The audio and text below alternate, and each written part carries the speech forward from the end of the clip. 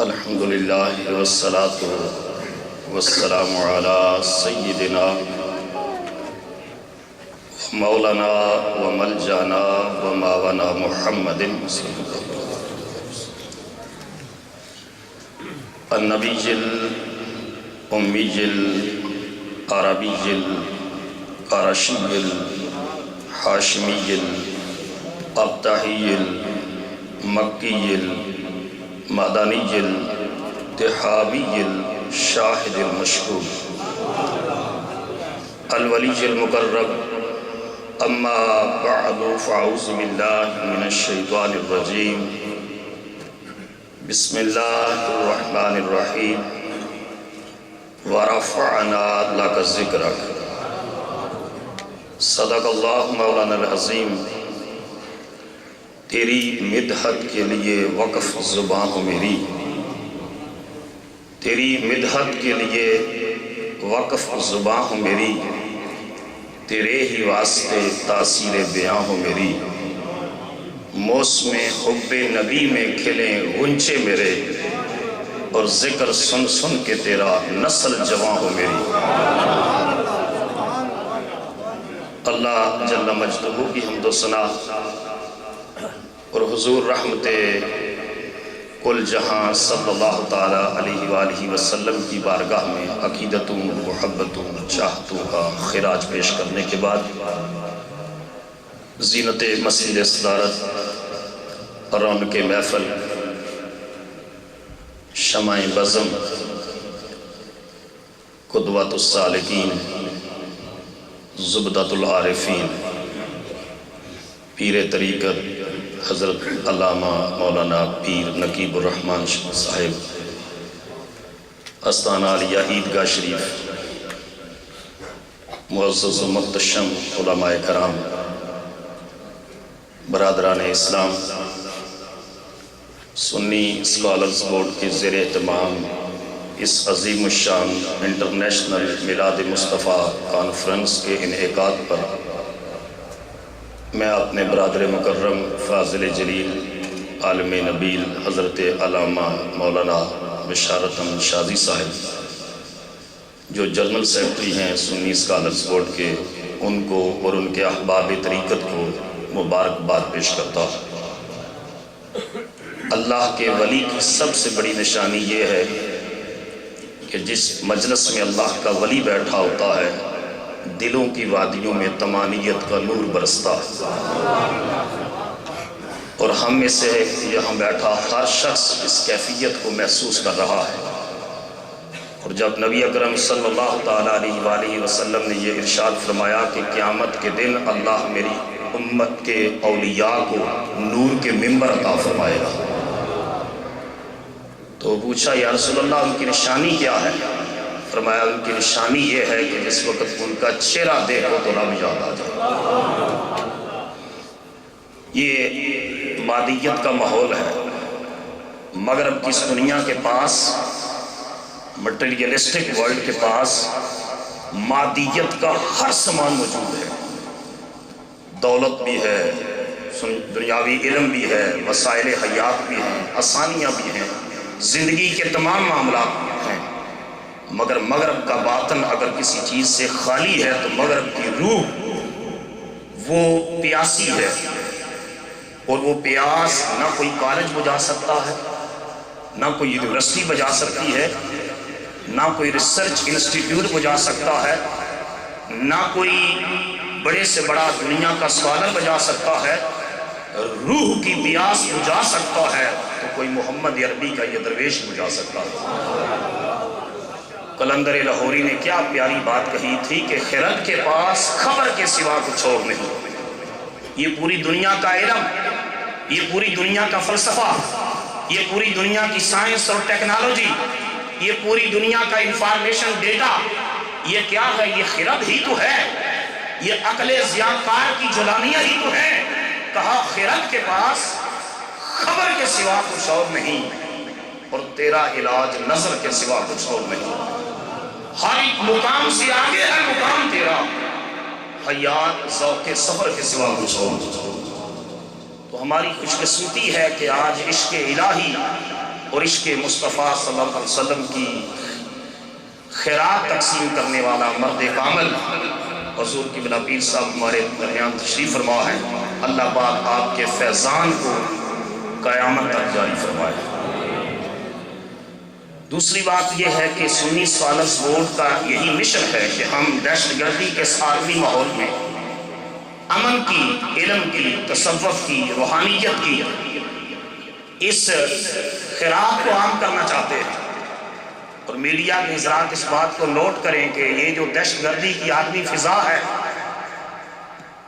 اسلام اقلیتوں کے حقوق کا بھی تحفظ کرتا ہے. اسلام درگاہوں، مساجد کا بھی احترام کرتا ہے، اپنی عبادت گاہوں اور غیروں کی عبادت گاہوں کا بھی احترام کرتا ہے.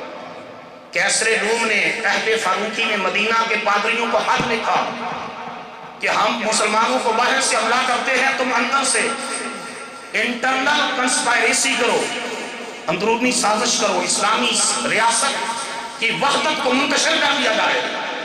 اسلامی ریاست کے پادریوں نے کیسر روم کو لکھا کہ تیری بادشاہت میں ہمیں وہ سکون نہیں تھا جو عمر بن خطاب کی حکمرانی میں نصیب تھی.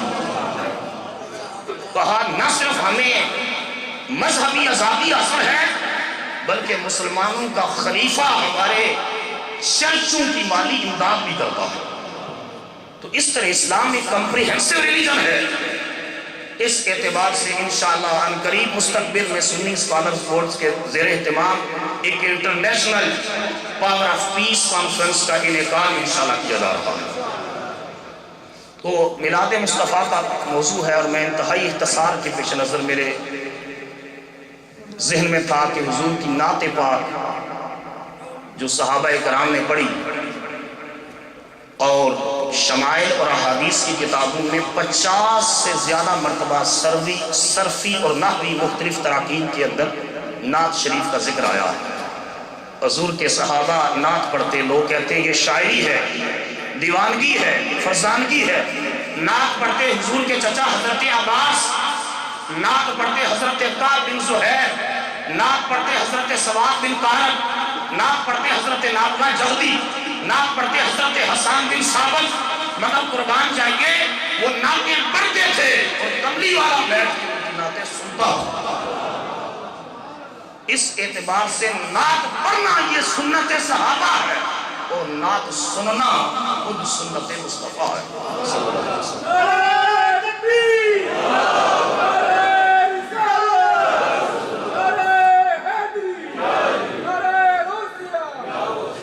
نجاشی کے دربار میں حضرت جعفر طیار نے جو خطبہ دیا وہ نعت نبوی کا نثر کی صورت میں بہترین نمونہ ہے.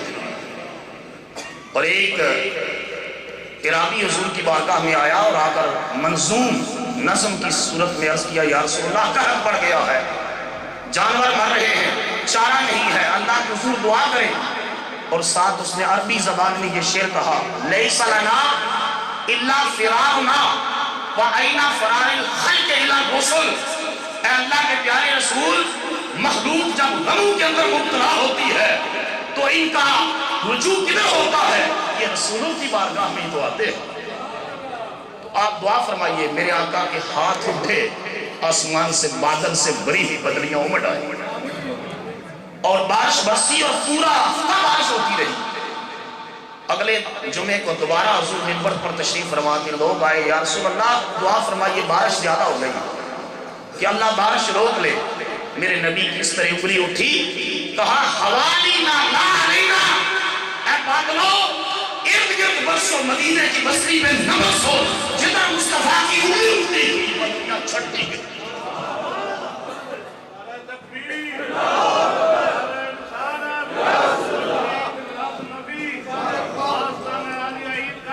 نعرہ تکبیر، نعرہ رسالت، حضرت صاحبزادہ والا شان حضرت صاحبزادہ حسان حجیب الرحمن صاحب، آستانہ علیہ عیدگاہ شریف، آستانہ علیہ عیدگاہ شریف، حضرت صاحبزادہ والا شان.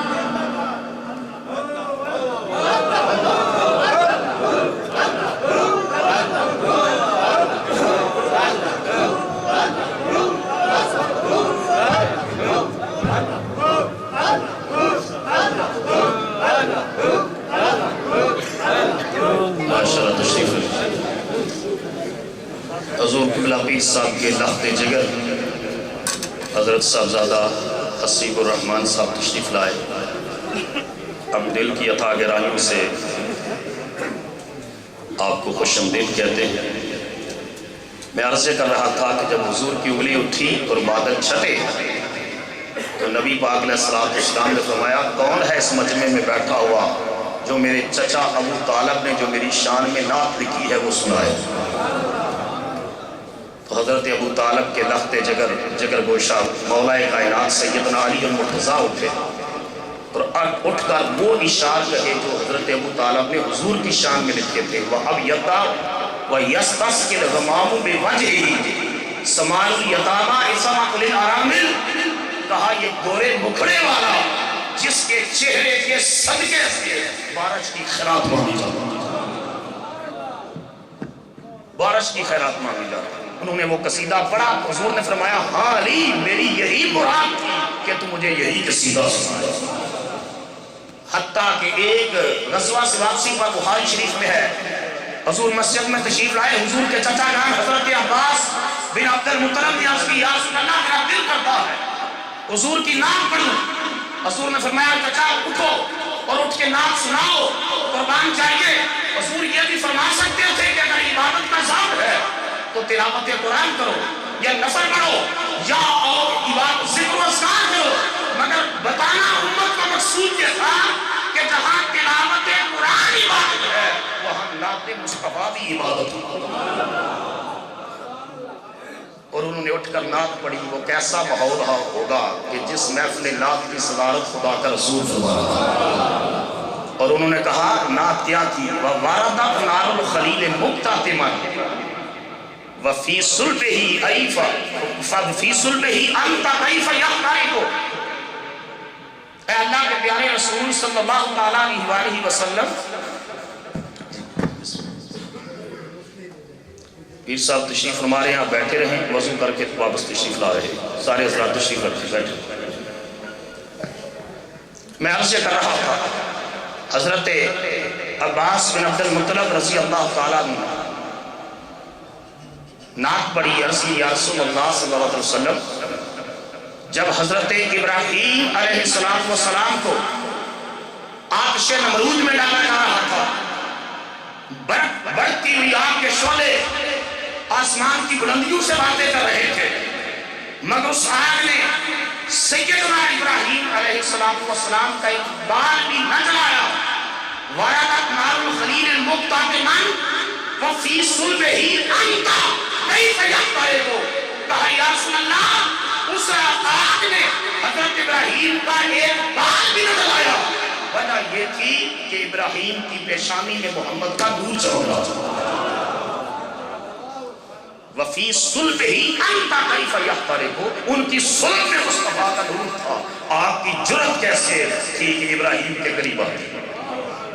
اور کہا ولما ولدت اشرقت الارض وعداد. یا رسول اللہ صلی اللہ علیہ وسلم جب آپ کی ولادت ہوئی آپ پیدا ہوئے 12 ربیع الاول کی گھڑی آئی اشرقت الارض ساری کائنات کی زمین مصطفیٰ کے وجود کی برکت سے جمع ہوتی. وَنَحْنُ فِي ذَلِكَ لِلضِّيَاءِ وَالنُّورِ فِي سُبُلِ الرَّشَادِ نَهْتَدِي. اور اسی ہدایت کی روشنی میں آج ہم اپنے راستے طے کر رہے ہیں منزل مقصود کی طرف رواں ہیں. کیا پیاری بات کہی تھی پیر نصیر الدین نصیر گولوی نے کہ ایک بار جدھر سے وہ گزرے ہیں نصیر ایک بار جدھر سے وہ گزرے ہیں نصیر 1000 بار ادھر سے بہار گزری. ایک بار جدھر سے وہ گزرے ہیں نصیر 1000 بار ادھر سے بہار گزری. اور جس پیڑ کے نیچے تم ٹھہرے تھے کچھ دیر سنا ہے آج تک اس پیڑ کا سایہ محکتا. حضور علیہ السلام کے صحابی حضرت سبا بن قارن حضور کی بارگاہ میں آئے. عرض کی یا رسول اللہ صلی اللہ علیہ وسلم میں نعت پڑھنا چاہتا ہوں. سرور کائنات صلی اللہ علیہ وسلم نے اجازت بخشی. وہ عربی زبان میں عربی ہی ان کی زبان تھی عربی ہی ان کا ماحول تھا اور عربی ہی ان کا مقبول تھا. اور انہوں نے کہا عربی زبان میں حضور کی شان میں نعت پڑھی اور کہا وَأَشْهَدُ أَنَّ اللَّهَ لَا رَبَّ هُ وَأَنَّكَ أَمِينٌ عَلَىٰ كُلِّ غَائِبٍ، کہا میں گواہی دیتا ہوں کہ اللہ کے سوا کوئی بندگی کے لائق نہیں، وَأَنَّكَ أَمِينٌ عَلَىٰ كُلِّ غَائِبٍ، اے خدا کے رسول سارے غائب کی امین بن کر آئے ہیں۔ آپ آمنہ کے لات بن کر تشریف لائے۔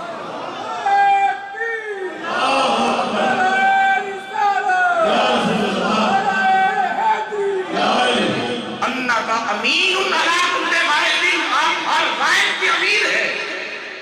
کن، دوسرا شعر کہا کن شفیعا یوم لا ذو شفاعت بے سواک بالمؤمن سواد ابن طارق، کہا یا رسول اللہ میدان محشر میں انسانیت نفسا نفسی کی عالم میں ہوگی، ہر کوئی اپنے اعمال کے لیے مارا مارا پھر رہا ہوگا، سواد بن طارق پریشان ہو ہوگا۔ اے اللہ کے محبوب کن لی شفیعا یوم لا ذو شفاعت، جس دن کوئی شفاعت نہیں کرے گا آپ میری شفاعت فرما دینا۔ یہ سن کر میرے آقا کریم علیہ السلام اتنے خوش ہوئے کہ حضور نے فرمایا کہ سواد تو نے میرا دل خوش کر دیا۔ ایک اور صحابی حضور علیہ السلام کسی کی طرف میں فتح مکہ ہوتا ہے، ایسے تو بے شمار روایات مگر ایک روایت بیان کر کے ختم کرتا ہوں۔ تو حضور نے کچھ لوگوں کے بارے میں فرمایا کہ اگر یہ حضور کے خلاف قصیدے لکھتے، حضور کی عجب میں لکھتے، تو حضور نے فرمایا ایسے لوگ اگر غلاف کعبہ کو پکڑ کر کعبے کے اندر بھی کھڑے ہوں تو ان کو قتل کر دو، جس کو میرا حیا نہیں ہے اس کا کعبے سے کوئی تعلق نہیں۔ ایک شخص ہے سواد کعب بن زہیر، وہ یہ دھمکی سن کر بھاگ گیا طائف کی طرف۔ مکہ فتح ہوا، اس کے بھائی نے اسلام قبول کر لیا۔ اس نے خط لکھا اپنے بھائی کو، میسج بھیجا کہ اللہ کے محبوب اتنے کریم ہے کہ اگر آ کر تم اپنی معذرت پیش کرو تو یہ جانی دشمن کو بھی خدا کا رسول معاف کر دے گا۔ رات کی تاریکی میں وہ طائف سے چلا اور رات کی تاریکی میں مکہ مکرمہ پہنچا، حرم کعبہ تھا۔ اللہ کے محبوب تشریف فرما تھے، صحابہ کرام کے کعب بن زہیر چہرے پر کپڑا ڈال کر انہیں ملاقاتیوں کی لائن میں لگ گیا۔ ملاقاتی حضور سے ملاقات کر کے نکل رہے ہیں، ہر کوئی ملاقات کر کے نکل رہا ہے۔ رات کی تاریکی میں اپنے پاس پھیلائے ہوئے ہیں، اللہ کا محبوب ذہن حرم میں تشریف فرما ہے۔ سواد کعب بن زہیر جب قریب آیا تو ملاقات کرنے سے پہلے کہتا ہے اللہ کے نبی علیہ السلام اگر ہم کعب بن زہیر کو کسی جگہ سے ڈھونڈ کر پکڑ کر لے آئیں تو کیا آپ اس کو معاف کر دیں گے؟ میرے نبی نے مسکرا کے کہا کعب بن زہیر اگر تم آ ہی گیا ہے جا محمد نے تجھے معاف کر دیا۔ نعرہ تکبیر، نعرہ رسالت، تشریف برات النبی، آستانہ عالیہ عیدگاہ شریف۔ کلمہ پڑھا، مسلمان ہوا، عرض کی یا رسول اللہ میری ایک درخواست ہے کہ حضور کی خلاف میں شعر لکھتا تھا، ہجب کرتا تھا قصیدے، اجازت ہو تو مصطفیٰ کی شان میں ایک نعت لکھی ہے سناؤ۔ حضور نے فرمایا سناؤ۔ اس کے دو شعر بس اس پر اختتام ہے۔ اس نے کہا ایک شعر یہ تھا نبے تو ان رسول اللہ صلی اللہ علیہ وسلم او عدالی والعفو عند رسول اللہ قابول۔ اس نے کہا مجھے پتا چلا ہے کہ خدا کے رسول نے مجھے دھمکی دی ہے، قتل کی، اور یہ تو وہ رسول ہے جن کی بارگاہ میں معافی کی امید رکھی جاتی ہے۔ اور دوسرا شعر کہا رسول اللہ تشریف فرما کے کہا ان الرسول لنور یستضاء بہ، یہ رسول جو تشریف فرما ہے سراپا نور ہے اور ساری کائنات محمد کے نور سے چمک رہی ہے۔ کہا دوسرا مصرع کہا سیف من سیوف الہند مسلول، یہ ہندوستان کے لوہے تنے ہوئے لوہے کی تلواروں میں سے ایک تلوار ہے۔ جب یہ بات کہی تو حضور نے روکا، فرمایا کہاں رک جا، اس مصرے کی اصلاح کر، مجھے ہندوستان کے لوہے کی تلوار نہ کہہ، مجھے خدا کے لوہے کی تلوار کہہ۔ انہوں نے مصرع بدلا اور کہا اِنَّ رَسُولَ نُورٌ یُسْتَضَاءُ بِهِ، کہ یہ رسول سراپا نور ہے، سیف من سیوف اللہ مسلول، یہ خدا کے لوہے کی بے نیام تلوار ہے، کفر کے لیے تلوار ہے، اور جو اس کے دروازے پر معافی کی امید بن کر آ جائے اس کے لیے رحمت کی چادریں بچھا دے جاؤ۔ جب وہ نعت کے اختتام پر پہنچے تو رسول اللہ وجد کے عالم میں اٹھے اور حضور کے اوپر جو کملی تھی وہ حضور نے اتار کر کعب بن زہیر کو عطا فرمایا۔ فرمایا تو نے میرا دل خوش کیا ہے، میں تجھے اپنی چادر عطا کرتا ہوں۔ اور اللہ پر نعرہ تکبیر، نعرہ رسالت، نعرہ عالم، آستانہ عالیہ عیدگاہ شریف، آستانہ عالیہ عیدگاہ شریف۔